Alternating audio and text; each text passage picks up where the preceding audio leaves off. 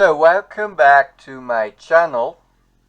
Today I'll explain the metaphysics of Sun and Saturn, which are probably the most important planets of this whole zodiac. I'll also add a little theory I'm developing on game theory. If you know what it is, it's about competition, awareness of other opponents' strategies, basically strategy in the zodiac.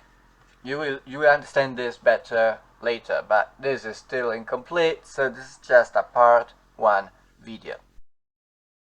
So we have the Sun. The Sun starts exalted. It's the first planet we find exalted in the first sign of Aries. The Sun is the individual cell, the atom, the capacity of life to form under every season. So all the suns in the zodiac are all the seasons the sun life forms and the ego of it, and under every condition. So we start with Aries. Aries is the sun, the sign which has the sun exalted, and Aries is the first one. So it's the emergence of life. So we have I live. Aries says I live and I survive by default.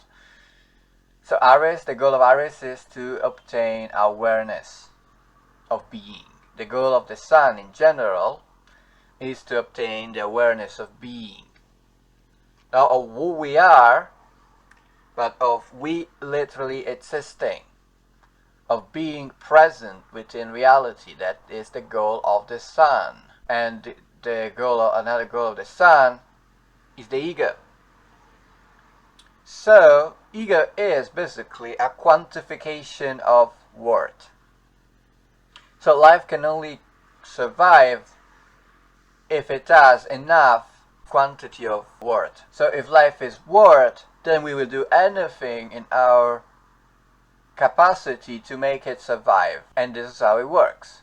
While Leo, which is a sign which has the sun domiciled, the first domicile of Leo is the sun, does not just want to live.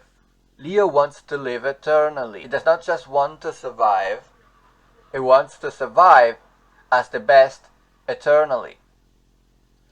The ego is very funny because the ego, the sun, works as a blindfold for the rest of reality. All the other people, all the stuff that we are not, all the stuff that we aren't, is blindfolded by the sun. And this blindfold is removed by Saturn. But the ego works as this blindfold, so we are only aware of ourselves.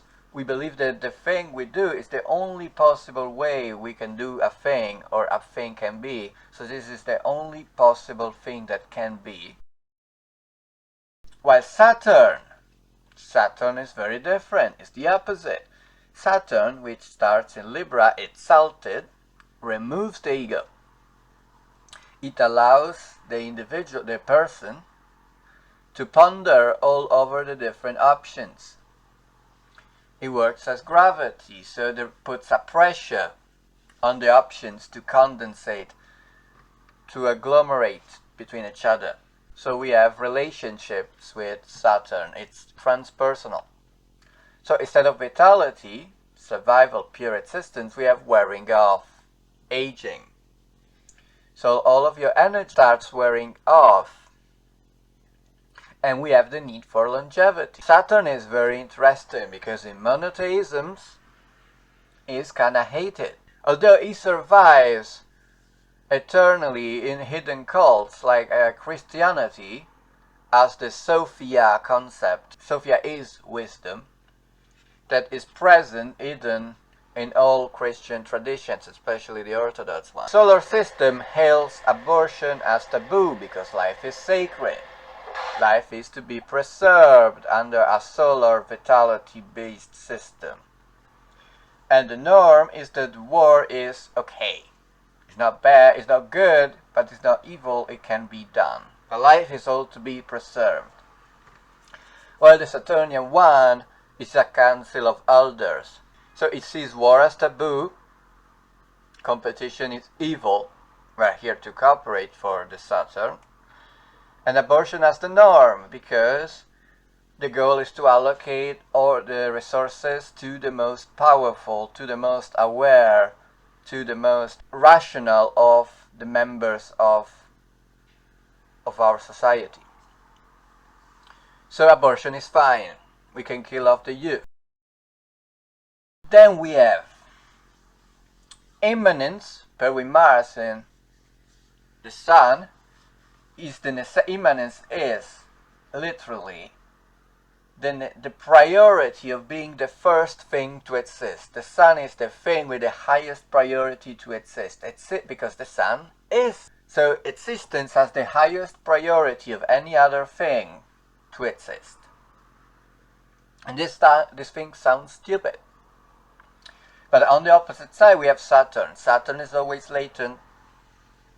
It's always a byproduct of the ego when the ego gets consumed. So it's always latent, it's always old, it's always after. This is not after as in time, after as in wearing off of the vitality of the Sun or the death of the ego. So this latency, also the capacity of taking responsibility after a solar egoic action done by the belief that we are aware, because the Sun believes is the only thing that can exist, that is the thing that should exist. Well, Saturn says, okay, let's try mixing all those different options. Saturn is interpersonal. So, game theory is the study of competition. And we start with Aries, right? With Aries, which has Sun exalted. So the need to win, the need to be. With Mars, so we have the capacity to act, competition, the capacity to attack, to fight. And we have Pluto, which is what we want, the desire. So we have something that we want. The goal of Aries is to compete. And the competition of Aries tries to form a dominant strategy, tries to know itself and what it wants. Is led by desire. Is pure competition. There is no cooperation, strictly, unless it's paired with other sign. The competition of the individual is the most important aspect of this. So we start with pure competition. Everybody thinks for himself, everybody does for himself, the strongest wins. And Aries also can enforce slavery.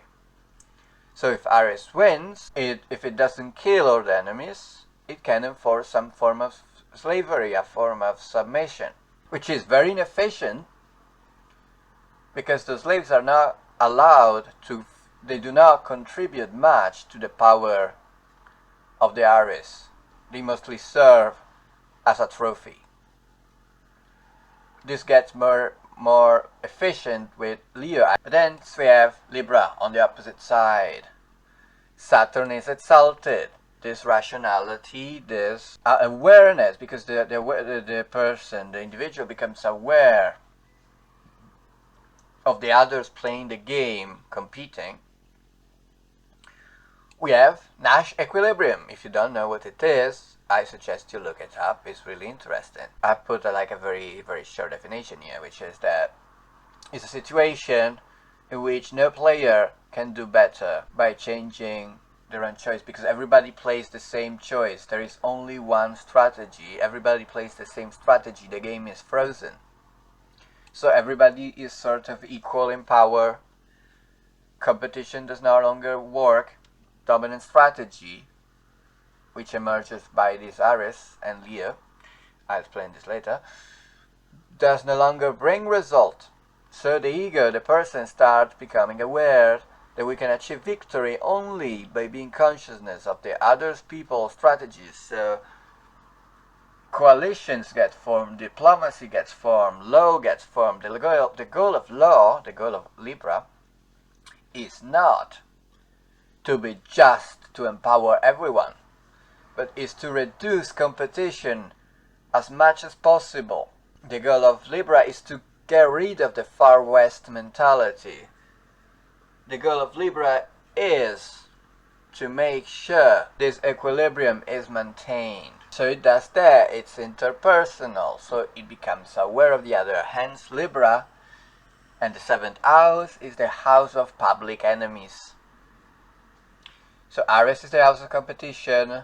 First house, the house of me, being the first, I want to win. Libra is the house of, okay, all the other people doing this. Can we win if we do this? Because after Libra there is Scorpio, and I'll explain later what it does. But then we have Leo. And Leo as the Sun domicile. So it's not an excess, it's not too much of ego in Leo. We have Epsilon, so we have identity exalted. So the goal of Leo is to exalt its identity, and it does that by starting with the ego. So Leo relies absolutely on dominant strategy. This dominant strategy grants success over the competitors. And Leo is slightly less egoic, so it does not really like slavery that much. So it says, okay, let's actually establish a kingdom. Competitors can submit for a share of my power, but I am the center of the power. This is still very non-cooperative, there is no cooperation. But the dominant strategy is so strong in Leo that it grants success, because Epsilon, the data, is the awareness of all the details of the game. So Leo is the best sign, it's called the best sign. It's the sign about being the best. But Leo is the best within the context itself, within reality. So Leo can establish all those feudal society by pure capacity of winning against the other. While after it, we have, I have to mention that Leo also rules like monarchy, this type of thing, is governed via inheritance. So you have a family, they inherit the stuff, and also the family has to prove the capacity of preserving this power, of being a good king, a generous, good king. It's not meritocratic, it's loyalty-based. So the more loyalty I give to a Leo, the more power they might give to me. Then, on the opposite side, we have Aquarius. Aquarius has Saturn domicile, so it's not as excessive as in Libra. There is no freezing, there is no excess of this rationality. It's perfectly controlled. The Sun is exiled as much as Saturn is exiled in Leo too. I just didn't write it. Epsilon is in fall. So Aquarius has no ego or identity. There is no I am, and there is no I am this. What we have is we are, and we might be this. Because we have Neptune itself. The ego dies in Aquarius. The ego dies completely. It's the last sign, the sign that specifically kills it. This leads to a decentralization of power. Much of like the Nepal revolution. Right now we have Neptune, we have Pluto in Aquarius. So like the Nepali government tried banning social media. Gen Z said, okay, I'm now with this. So they revolted. The revolution was completely decentralized, no leadership. It was mostly just people communicating where to go to burn the parliaments and get the power and make Molotovs. It was decentralized. It was based on collective awareness. It was meritocratic because there was Saturn, so they elected collectively on Discord a prime minister. So Aquarius, going back to game theory, is the total awareness that cooperation is what actually brings us what we want, what actually makes us win. We achieve the biggest efficiency, the best result via nullification of competition. Aquariuses don't like competing. So cooperation is the synergy of dominant strategies of all those different egos, which leads to pure cooperation, pure collective awareness. Then, and this is the last sign of power, this is the true power, the power of everyone as a collective. But then we have this is incomplete as I told you, but we have Scorpio. After Libra we have Scorpio. Scorpio is very funny because it has a transparency of the sun. It's not domiciled, it's recovered. So what does Scorpio do? Scorpio tries to break forcefully Nash equilibrium by playing a dangerous, unexpected move, which either implies the changing of function, because there's Mercury exalted in Scorpio, the goal of Scorpio is to mutate, and this mutation happens by the goal of trying to recover the ego. So this Sun, this need to recover one's self-importance, because like Libra might have established law makes certain types of activities very unprofitable because they are regulated to oblivion. The competition is stalled. You cannot achieve what you want anymore. So you get Scorpio, you get criminals that go under it. So they mutate completely, they get completely out of the law. And they can get very fast, they can mutate very fast between all the different options. They completely change their function or environment or both, so they can survive, because Scorpio is also the sign of withering, much of like a butterfly, a worm that tries becoming a butterfly to live a little bit longer. Scorpio tries completely restructuring itself in order to survive. So it plays a dangerous move nobody expects. I don't really know what the Saturn in Taurus does, so this is incomplete. I will expand this, but this is not complete because I don't know. So yeah, this is how you move from the stalling of Libra into the complete collapse of Scorpio. This does not mean the Scorpios are evil or something like that. But they will they embody the necessity of recovering ego by playing a completely unexpected move. And we end with Mars, so we end with action, so this thing actually happens. Because Pluto, first domicile in Scorpio, Sun transparency exalting Mercury, and then we end with Pluto, second domicile. Then obviously Cancer is second domicile of Sun. I still don't exactly know what it does, game theory wise. I don't know how it evolves from Cancer to Leo, dominant strategy wise, so I'm not so sure what to put. I will make a second part. So, to recap, recap all the things I said, we start with ego immanence. We start with dominant strategy, we start with existence. So we start with competition, we start competing. But then we reach our interregnum, which is this excess of rationality, excess of ego death. So competition, everybody just competing so much, everybody slowly becomes aware competition does not really produce that much because everybody's playing the same move. So we have an excess of this ego death as Libra, which is this Nash equilibrium thing. Then competition slowly becomes less viable. In general, from Aries to Pisces, slowly competition is not so viable. It's good at the start because we have to survive, but then it becomes obsolete. The ego, eventually the person, the individual, realizes cooperation either grants the best result or a guaranteed result good enough for the remnant ego to accept. Then we reach a stage where there is no excess rationality. The ego is dead. We have a complete fusion of the egos. This is Aquarius. And we have a new machine, a new ego, a new collective individual consciousness. So the collective starts becoming aware of being one thing. Much of like I am made of multiple cells, there were billions of years ago one singular individual, one singular cell. Now it's a world being.